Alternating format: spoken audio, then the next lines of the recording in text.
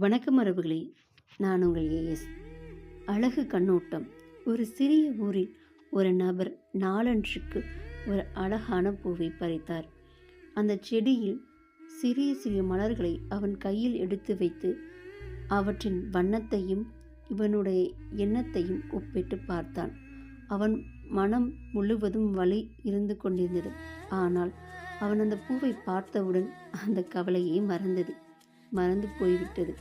ஒரு நாள் அவன் அந்த பூச்செடியை ஒன்றை வளர்க்க ஆரம்பித்தான். அவனுக்கு இன்னும் ஆனந்தமாக இருந்தது.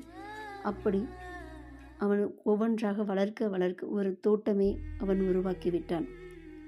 இதிலிருந்து நம்மளுக்கு என்ன புரிகிறது? ஒவ்வொரு மனிதன் வாழ்க்கையிலும் அவன் அழகான கண்ணோட்டத்தை பார்க்க தெரிந்தால் அவனால் எதையும் கடந்து சொல்ல முடியும். இன்று அவன் கவலையும் மறந்து போய்விட்டது.